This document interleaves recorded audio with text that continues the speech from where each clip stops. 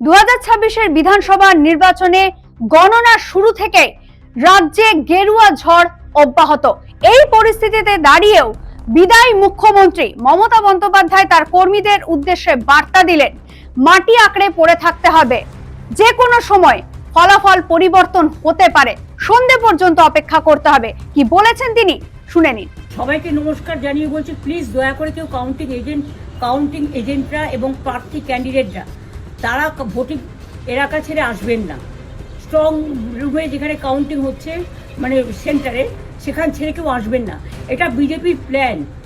প্রথম 2-3 রাউন্ডে আমি কালকে থেকেই বলছি যে ওদেরগুলো আগে দেখাবে, আমাদেরগুলো পরে দেখাবে। এবং অনেক জায়গায় 2-3 রাউন্ড কাউন্টিং করার পরে প্রায় 100টা জায়গায় কাউন্টিং বন্ধ করে রেখে দিয়েছে। এবং কল্যাণীতে ধরা পড়েছে 7টা মেশিন, যেখানে কোনো মিল নেই। এটা টোটাল পোর্ট পুলিশ সেন্ট্রাল ফোর্সকে দিয়ে চারিদিকে তৃণমূল কংগ্রেসের উপর অত্যাচার করছে, অফিস ভাঙছে, জোর করে দখল করছে।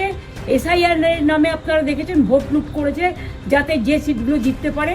কিন্তু এখনও এমন 70টা সিট আছে, 100টা সিট আছে যেগুলো আমরা এগিয়ে আছি, সেগুলো বলছে না। টোটালটাই মিথ্যে নিউজ খাওয়াচ্ছে।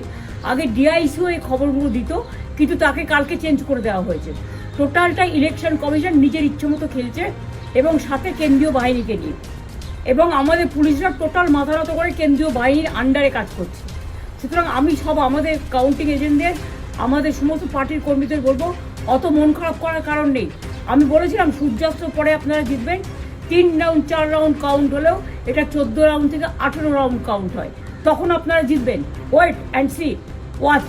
আমরা সবাই আপনাদের সাথে আছি, আপনারা কেউ ভয় পাবেন না, নিশ্চিন্তে থাকুন। আমরা বাঘের বাচ্চার মতো লড়াই করে যাবো।